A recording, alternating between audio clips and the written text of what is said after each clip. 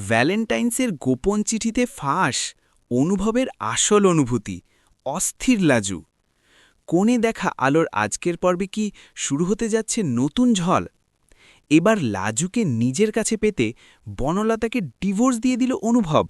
হ্যাঁ সুপ্রিয় দর্শক, কোণে দেখা আলো ধারাবাহিকের আজকের পর্বে তো আমরা এরকমটাই দেখতে পারব। বিস্তারিত জানতে চাইলে এক্ষুনি ভিডিওটি একটি লাইক দিয়ে চ্যানেলটিকে সাবস্ক্রাইব করে একদম শেষ পর্যন্ত দেখতে থাকুন।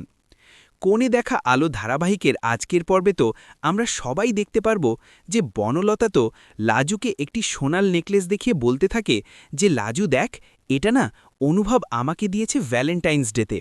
আর তারপর আমরা দেখি যে সেই নেকলেসটাকে ঠাম্মি নিয়ে দেখে, আর তারপর সেটা লাজও দেখে।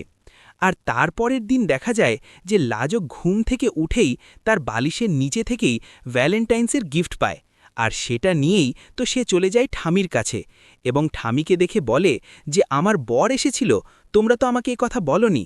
আর তখন ঠামি বলে যে কই, তোর বর তো আসেনি এখানে, সুদেব কই আসলো এখানে?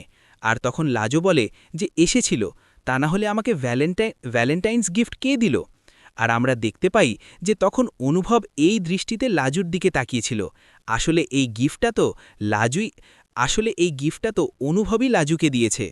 আর তারপর আমরা দেখতে পাই যে সেই গিফটটা নিয়ে লাজু তার ঘরে চলে যায় এবং সে গিয়ে ওই গিফটটা খোলার পরই সেখানে দেখতে পায় একটা চিঠি, এবং সে চিঠিটা মূলত দিয়েছিল অনুভব।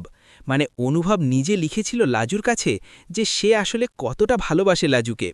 আর এই চিঠিটা পড়ার পরই লাজোর মনেও তো একদম অস্থির হয়ে যায়, সেও আর নিজেকে আটকে রাখতে পারে না।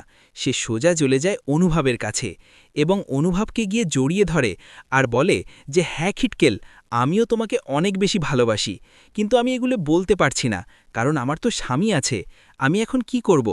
আর তখন অনুভব লাজুকে জড়িয়ে ধরে সান্ত্বনা দিয়ে বলে যে কোনো সমস্যা নেই, কালই সুদেবকে ডিভোর্স দিয়ে দিবে, আর আমিও আজই বনলতাকে ডিভোর্স দিচ্ছি, তারপরেই আমাদের এক হওয়াতে আর কেউ আটকাতে পারবে না।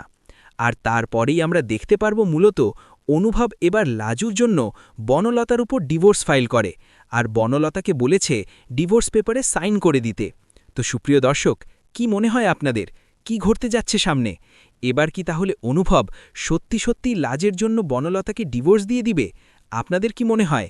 এবং বনলতাকে এটা এত সহজে মেনে নিবে, নাকি সে এখানে আরও কাহিনী করবে? এ নিয়ে আপনাদের মূল্যবান মতামতটি নিচে কমেন্টে জানিয়ে দিন।